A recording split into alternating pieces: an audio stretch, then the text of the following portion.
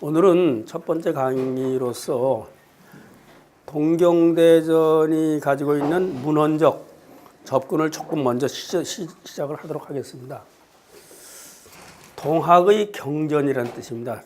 이 동학의 경편, 여러 경전을 이룩하는 그러한 글들이란 뜻입니다. 이게 동학의 경편들을 줄여서 동경이다 이렇게 말했다고 생각이 됩니다. 그 다음에 대전이라는 말은 이 전자가 온전전자 아닙니까?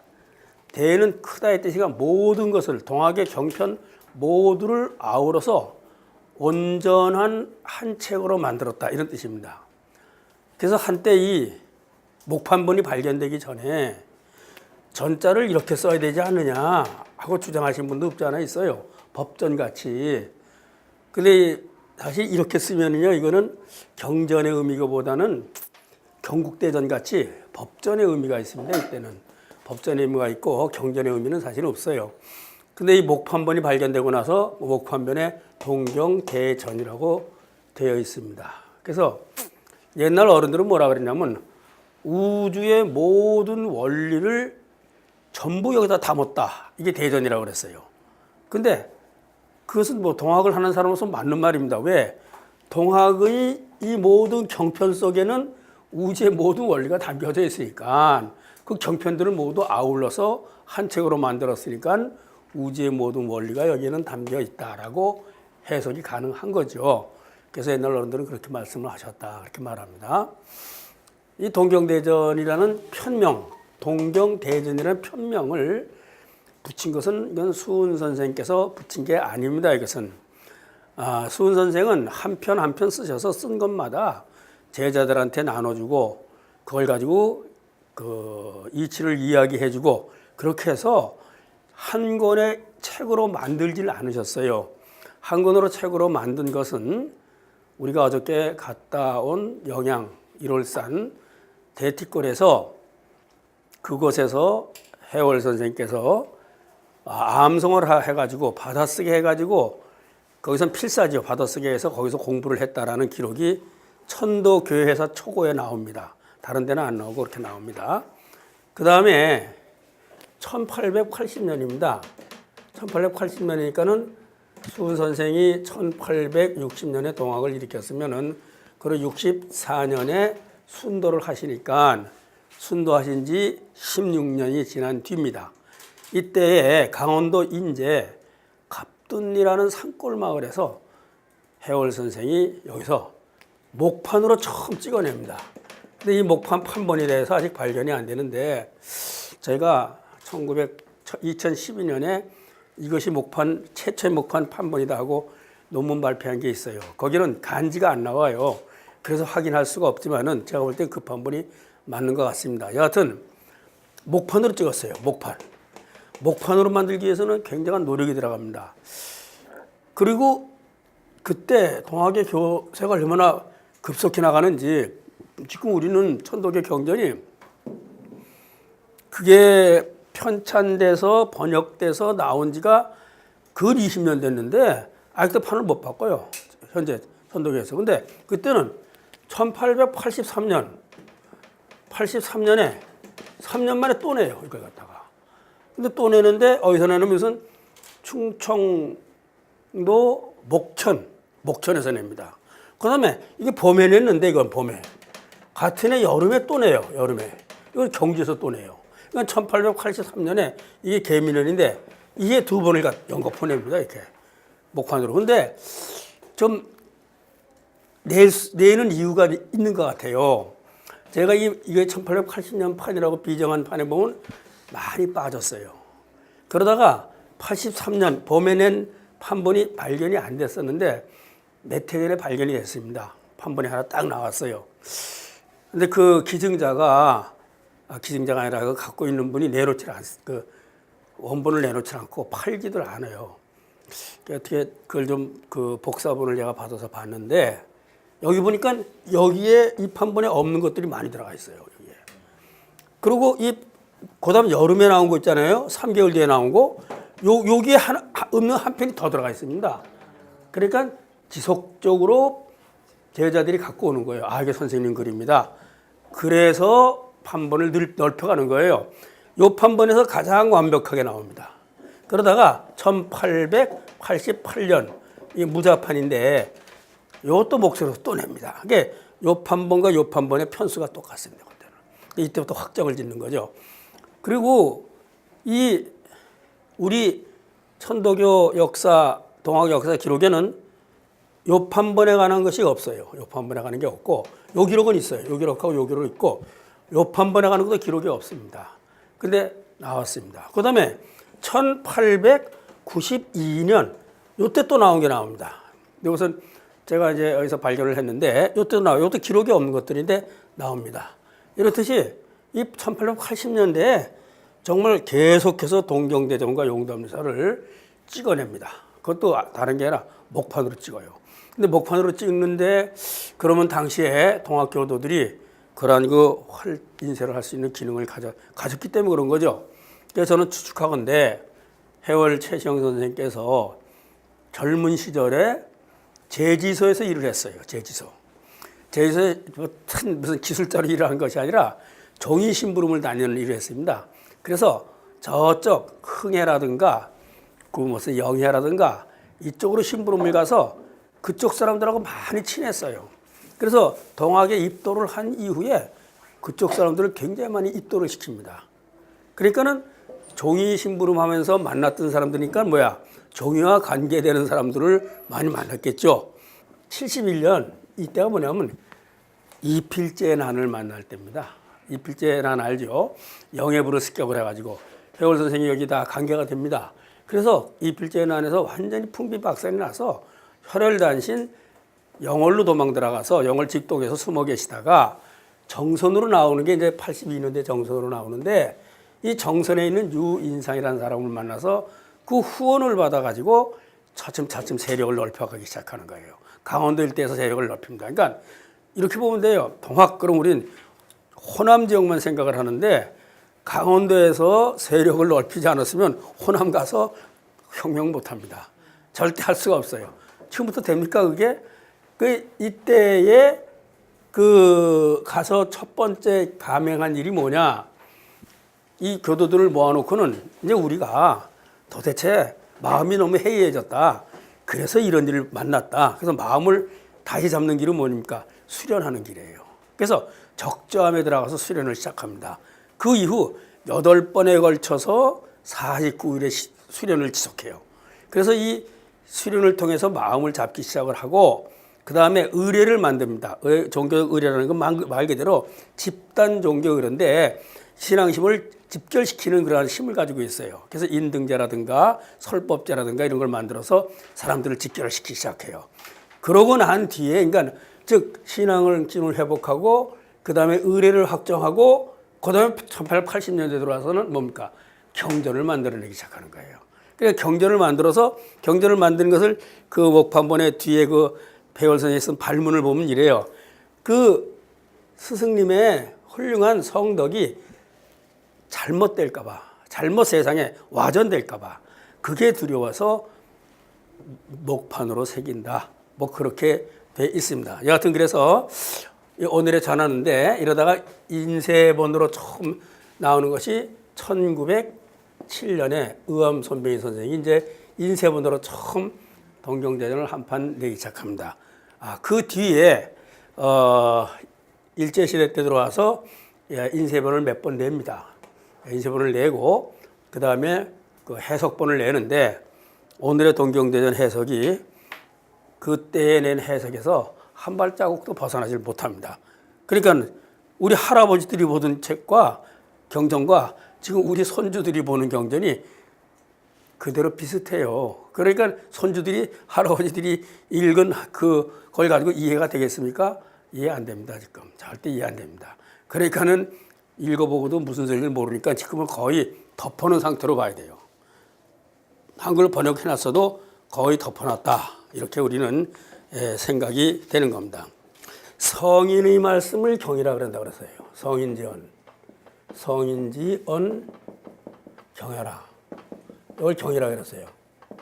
성인지언을 경이라 했고, 현자는 이제 성인은 아니고 학이지하는 사람이죠. 현자지언은 전이라 그랬어요. 전. 그래서 시전, 서전 뭐 이렇게 전을 쓰는 거예요. 그래서 붙은 말로 성경현전 이런 말이 나옵니다. 옛날 말에 성인이 쓴 것은 경이고 현자가 쓴 것은 전이다. 그래서 성경현전이라는 말이 붙은 글자예요. 그것이. 지금 기독교에서 바이블을 성경이라고 번역한 이유도 바로 여기서 시작된 거예요. 그러니까 예수님의 말씀, 예수님을 성인으로 본 거지요. 이렇게 성인으로 봐서 성경이라고 번역을 한 겁니다. 이렇게. 그래서 동경이라는 말은 동학의 경전이라는 말이기 때문에 이것을 쓴 수은 선생을 어떻게 성인으로 추앙하는 거예요.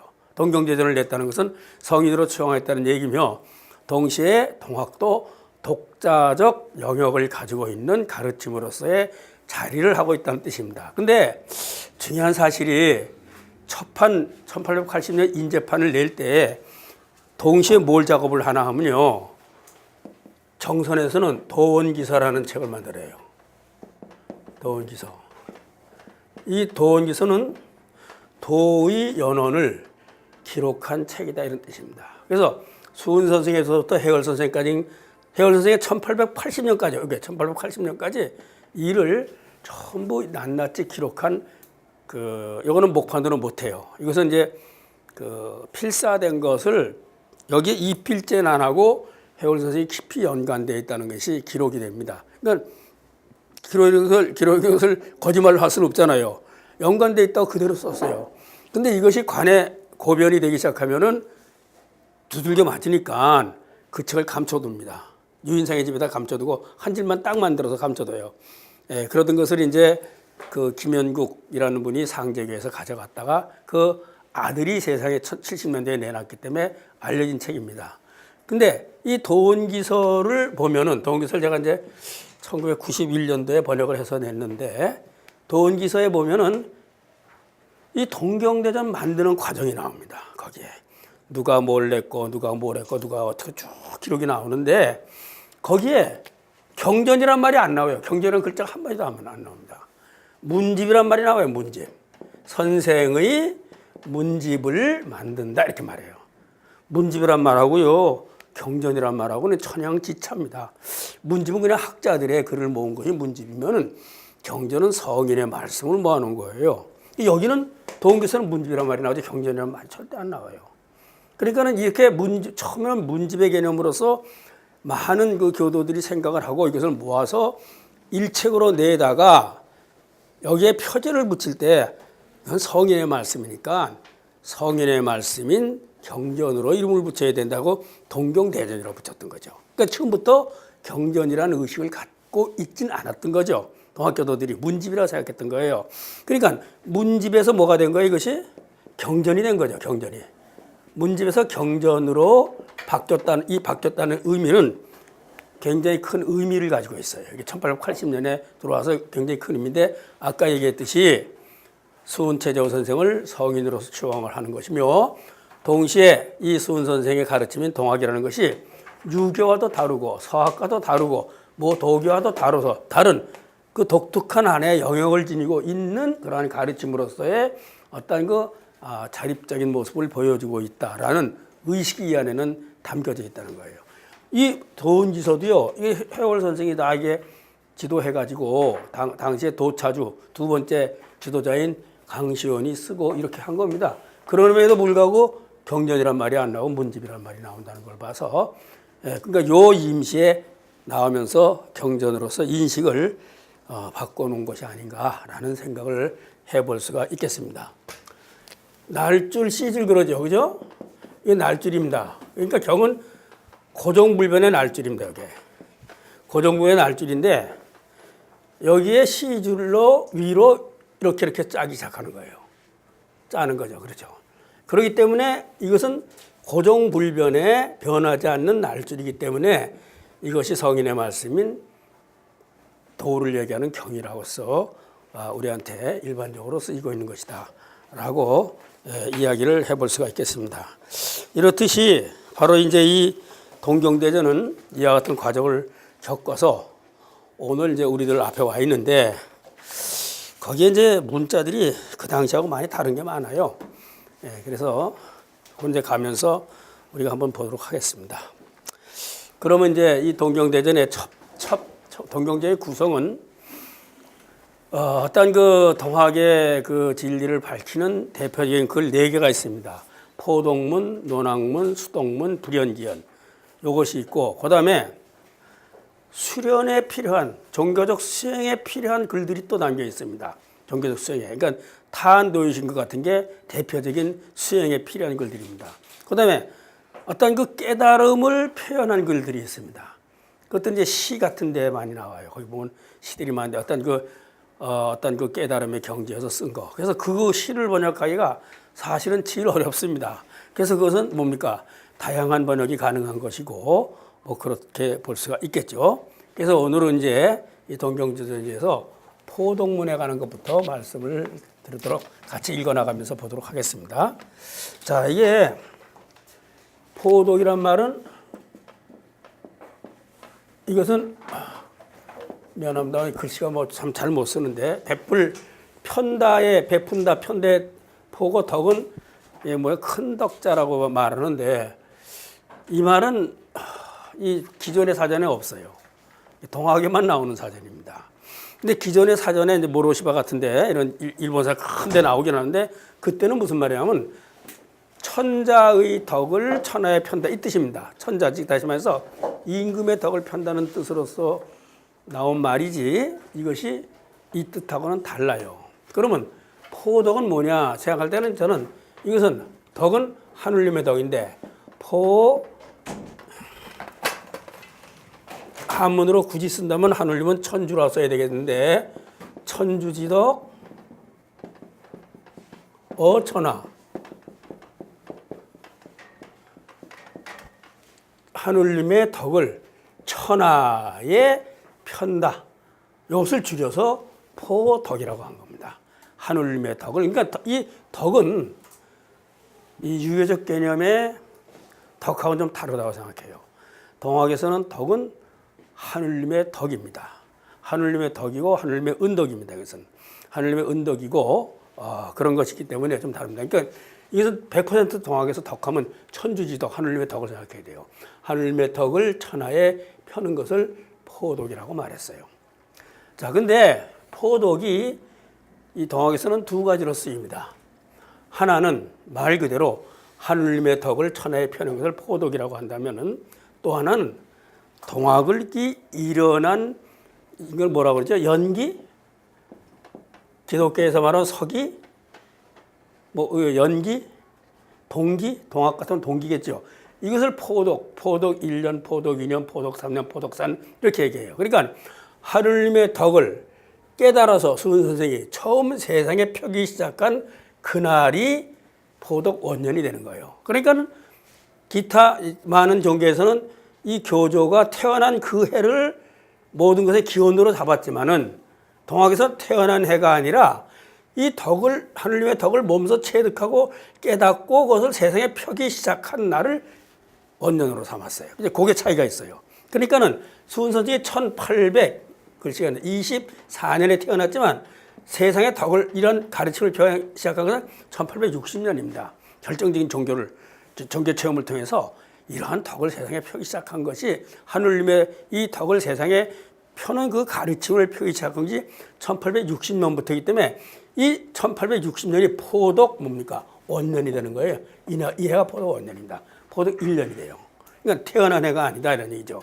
그런 면에서 본다면 수은 선생은 동학에서는 이 수은 선생을 신적인 존재로 보지 않고 어떤 하늘님의 덕을 깨닫고 터득한 그러한 그 성인의 한 사람으로 보는 거죠. 그렇게 보니까는 그 이전 그래서 1864년에 사형을 당하시지만은 그러고 불과 만 4년을 못 살아요.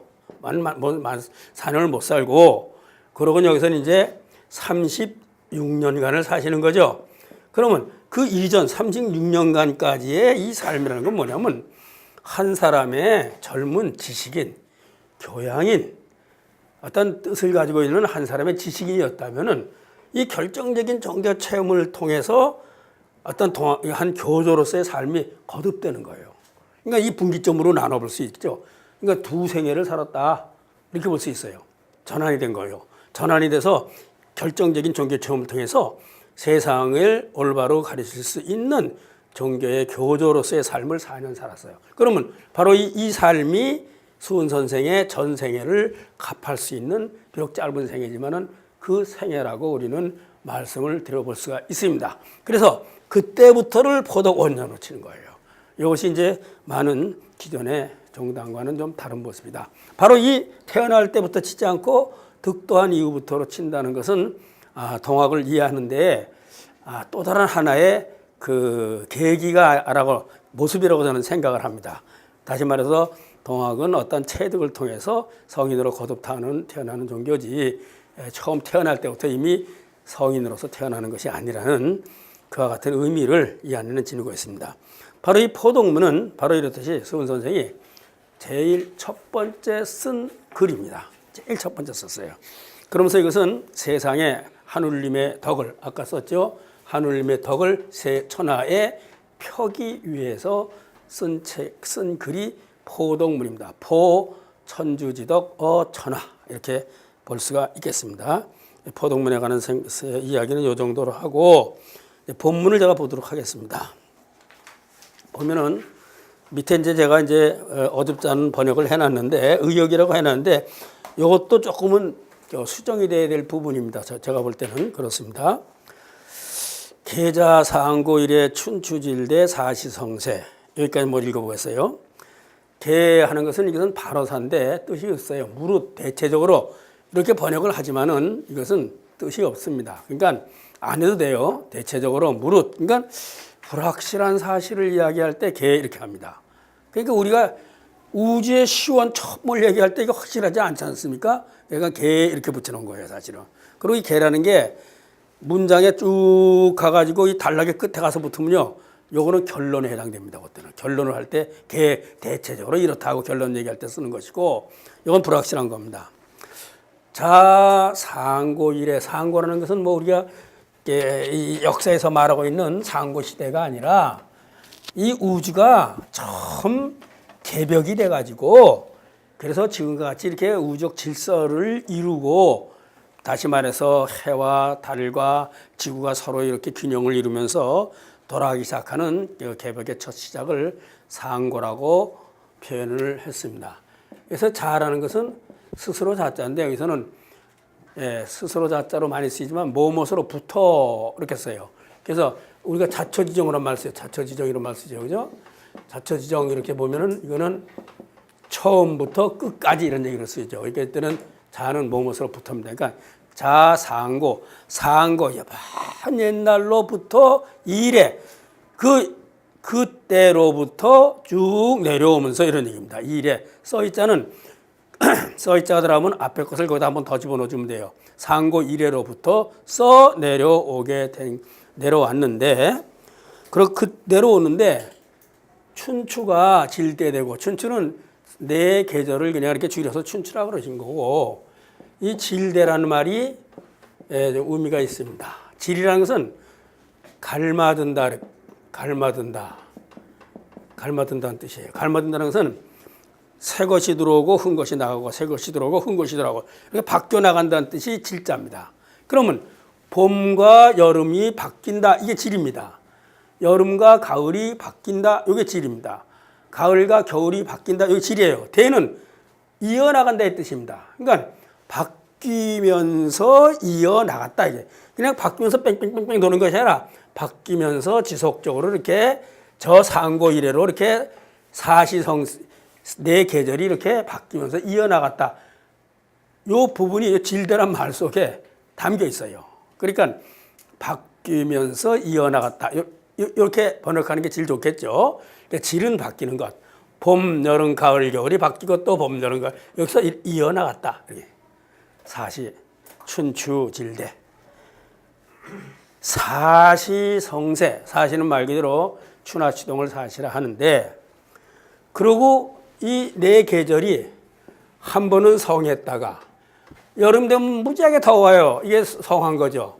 그러다 이게 더위가 다 가시가면 쇠가 되죠. 그럼 다시 가을에 성을 맞이하게 되는 거고 뭐 이런 얘기입니다. 이게 바로 성과 새가 번갈아 가면서 봄, 여름, 가을, 겨울이 바뀐다. 이게 성세는 한 계절 안에서의 모습입니다. 성은 겨울 같으면 가장 추울 때가 성이겠죠. 그렇죠? 그러면 지금 같을 때는 이제 쇠가 돼가지고 추위가 물러간 때 지금은. 좀 있으면 이제 봄이 성에서 꽃이 활짝 필 때가 되겠죠. 그러니까 네 계절이 이게 네 계절에 성하고 쇠한 것이 불천불역하니 옛날 그 한문글들이 대체로 넉 자씩 맞췄습니다.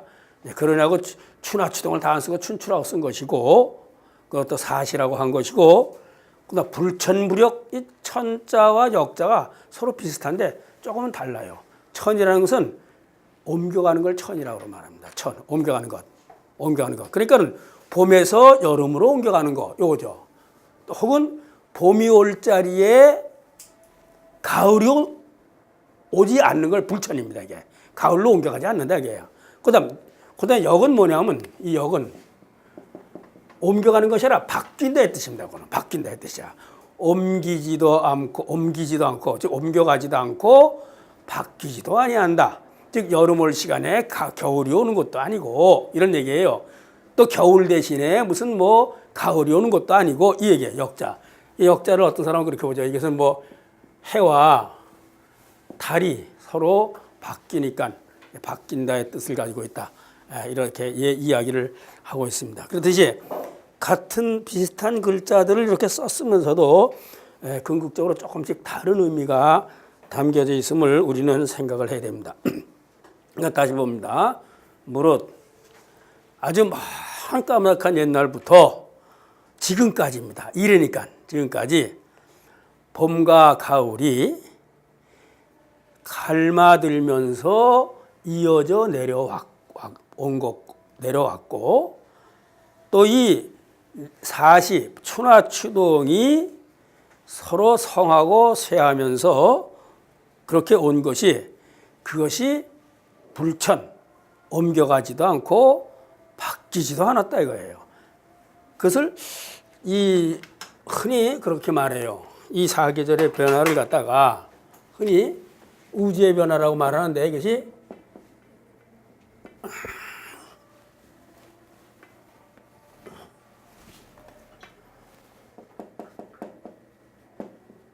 변이불변, 변하면서 변하지 않는다. 변하는 건 뭡니까? 봄에서 여름으로, 여름에서 가을로, 가을에서 봄으로, 겨울로, 또 겨울에서 봄으로 자꾸만 변해요. 그렇지만 이게 변하지만 그때 되면 또 봄이 어김없이 오더라 이거야. 그래서 불변입니다. 우주의 모습이 변이불변이다. 변하면서도 변하지 아니하는 것. 변하는 것은 봄, 여름, 가을, 겨울이 변하지만 그때 되면 어김없이 봄이 오는 거예요. 그때서 뭐 어김없이 왜 변이불변입니다. 바로 그렇듯이 불천불역 이것이 바뀌거나 또 서로 옮겨가지 아니하는데 시역, 이 시는 이게 대명사입니다. 이것 역시, 이것은 또한, 이것은 역은 상당히 그 관용적으로 들어간 말이에요. 이것은 이게 뭡니까? 봄, 여름, 가을, 겨울이 서로 갈마들면서 변해 내려왔고, 그리고 이것이 또 서로 성하고 쇠하면서 하는 모습이 바뀌지도 않고 옮겨가지도 않는다는 이 사실, 이걸 전부받는 말입니다. 이걸 전부받는 말. 이것은 바로 다름 아니라, 역하는 것은 다름 아니라 이렇게 하면 되겠죠. 천주조화지적이 하늘님의 조화의 흔적이, 조화의 흔적. 다시 말해서 봄에서 여름 오고 여름에서 가을 오고, 이건 바로 하늘님의 조화다 이겁니다. 그냥 되는 게 아니라 자연의 이치, 자연의 그 바뀜을 그것이 하늘님의 조화라고 바라본 거죠. 하늘님의 조화의 흔적이 소연우 천하야로되, 천하에 이 우라는 것은 뭐뭐에 하는 어조사입니다. 우 혹은 어 같이 쓰입니다. 이렇게 같이 써요. 조금 우하고 어는 같이 쓰입니다. 그러니까 천하에 밝게 빛난다. 소연은 밝게 드러난 모습이니까 하늘님의 흔적이 천하에 밝게 드러나 있는 것이다. 근데 참 이게 중요합니다. 이게 수은 선생이 왜 이 포동문을 쓰게 됐느냐? 이 우주 자연의 모든 변화 현상이라는 것이 하늘님 조화의 흔적임에도 불구하고 사람들이 그것을 깨닫지 못하고 산다 이런 얘기예요. 자연적으로 그렇게 되는 거로 알고 내가 태어난 것도 자연으로 태어난 거로 알고 내가 살아난 것도 그냥 내가 잘나서 태어나서 사는 거로 알고 있다 이런 얘기입니다. 내가 태어난 것도 이 하늘님 좋아하고 내가 살아난 것도 하늘님 좋아하고 다 그러니까 바로 이제 하늘님 존재를 깨달아라 니들이 알아라 라는 뜻에서 지금 이 말씀을 지금 포독문의 가장 큰 첫 번째 쓴 이유는 하늘님의 그 존재를 알아야 된다 이걸 쓴 거예요 여기서. 그런데 소연우 천하여르되 천하에 밝게 드러나 있는 것이지만 아주 분명하게 드러나 있는 것이다 이거야. 이게 사시가 변하는 게 이게 하늘님의 흔적으로서 조화의 흔적으로서 이게 자취로서 밝게 아주 분명하게 드러나 있는데도 불구하고 우부우민은 이 우부우민의 우는 어리석을 우자인데 유학에서는 성현우 이렇게 나누죠. 그렇죠? 성인은 생이지한 사람을 성인이라 하고 현은 학이 득지 않은 사람을 현이라 하고 우는 뭡니까? 권위 득지하는 사람을 우라 이렇게 말한다 그랬어요. 이게 성현으로 나누는데 성, 현, 우 이렇게 유학에서 나누죠. 근데 모든 사람들이 유학에서는 이 풍부받은 이 품성이 어떻다 그랬어요. 다 이 사단에 의해서 인의의지를 다 갖고 태어나게 되는데 이 본연지성은 그렇지만 기질지성이 어지냐 어리석으냐 이렇게 태어난다고 그랬어요. 혹은 순수하냐 순수하지 못하냐. 그래서 수박 이렇게 얘기하고 있어요.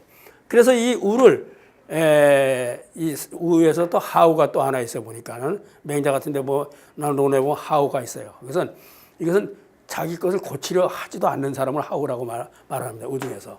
근데 그러한 그 유교적 관점에서 우가 아니라 어리석은 사람들, 우부우미는 하늘님의 존재를 깨닫지 못한 사람은 동학에서 그렇게 번역을 해야 된다고 저는 생각합니다. 하늘님의 존재를 깨닫지 못한 그러한 어리석은 사람들은 그 수은 선생이 용담에 돌아오셔가지고 수련을 합니다. 거기서 하늘님의 가르침을 받으려고 수련을 해요. 그러면서 첫 번째 이름을 바꿉니다. 원래는 이분이 재선이었어요. 재선. 최재선입니다. 재자는 이게 돌림자예요. 항렬자입니다. 선은 베풀선자. 아버지가 지어준 이름이 최재선이에요. 그래서 이 최재선 때는 자가 도원이에요. 도원. 도원. 이 언자가 이렇게 쓰는 겁니다. 도원. 도원입니다. 자라는 것은 이 자라는 것은 나이 20이 이렇게 성인이 되면은 우리 집 성인식하지 않습니까? 그와 마찬가지로 이름을 하나 스승뻘 되는 사람이나 아버지나 이런 사람들이 이름 하나 지어주는 겁니다.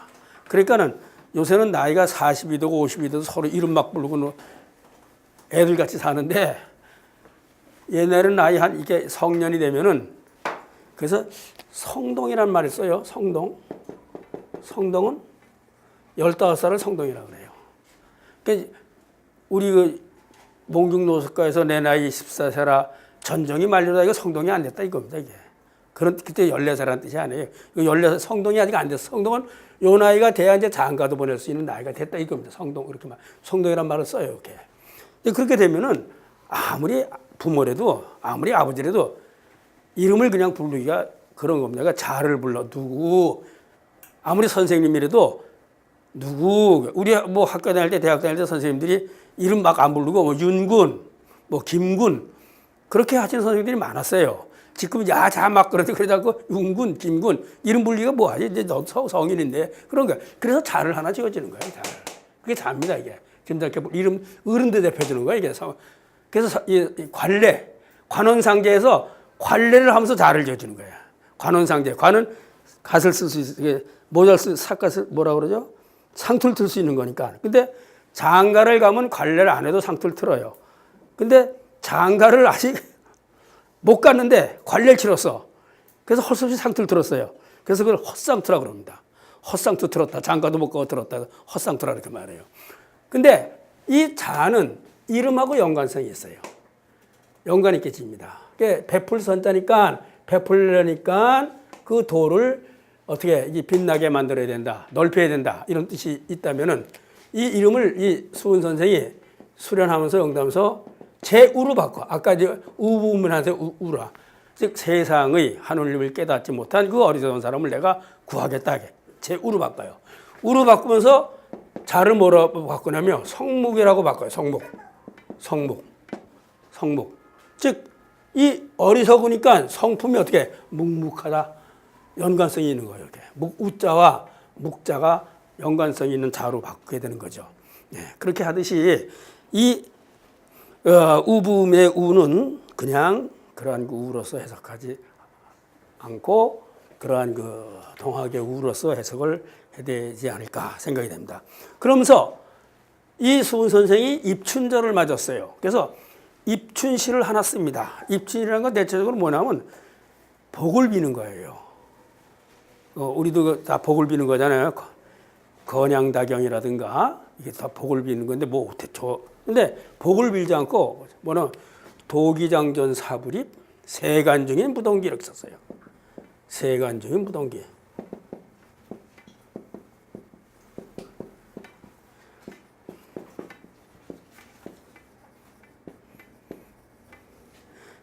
세상의 무사람들과 함께 돌아가지 않겠다 그렇게 썼어요. 그 세상의 무사람들은 뭡니까? 아직 깨닫지 못한 우부우문들이라 이거예요. 그래서 자기 이익만 따지고 사는 저 사람들과 같이 안 가겠다. 나는 저 사람과 다른 삶을 살겠다. 그런 의지입니다. 이게. 그러니까 여기서 우부우문이 바로 이 세간중인에 해당이 될 수 있겠죠. 즉 세상의 어리석고 어리석어서 하느님의 존재를 깨닫지 못한 사람들은 미지 우로지택하고 미지 알지 못하고 뭘 알지 못하느냐?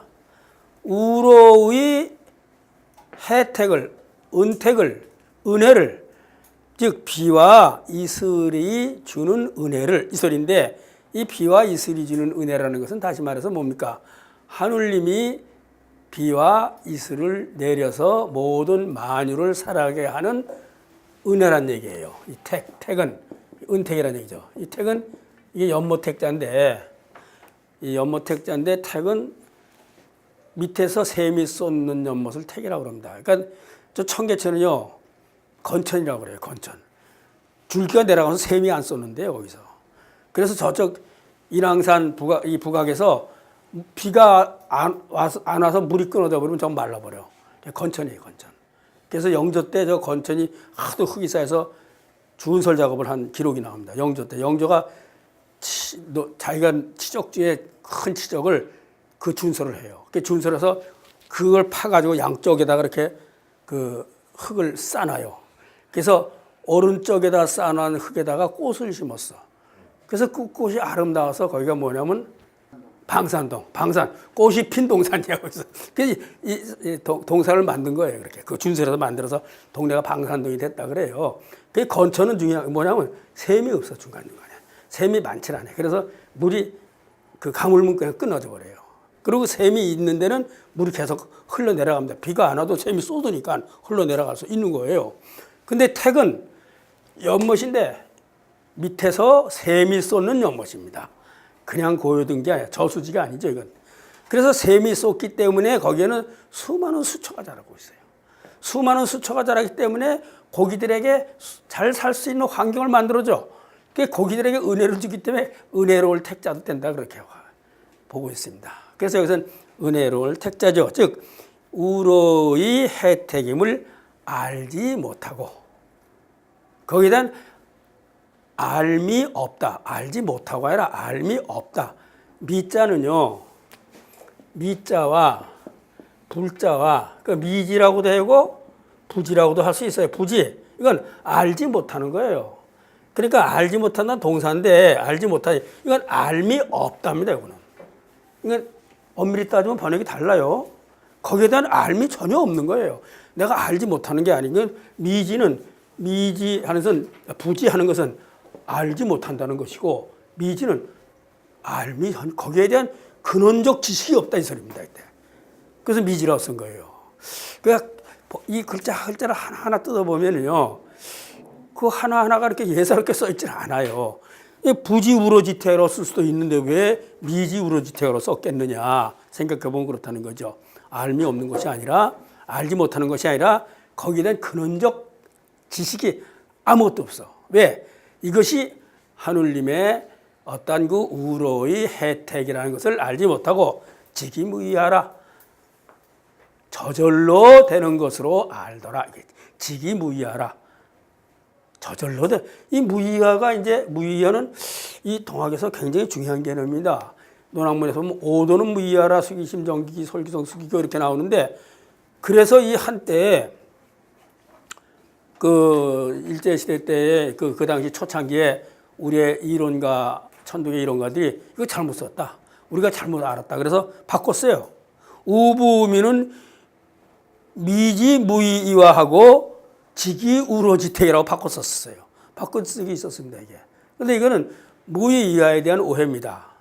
함이 없이 저절로 되는 것은 자연의 현상이죠. 자연의 현상으로만 아는 것과 이 자연의 현상이 하늘님 작용, 조화의 작용이라는 것을 아는 것은 천양지차입니다. 천양지차예요. 그렇죠? 즉 여기서는 하늘님 조화의 작용이라고 깨닫지 못하고 그저 자연의 현상에 의해서 이렇게 사계절이 바뀐다라고 알고만 있더라. 이렇게 의역이 돼야 됩니다. 여기서 무의하는 그렇게 돼야지 보다 좀 분명한 무의어가 되지 않을까 이렇게 생각이 됩니다.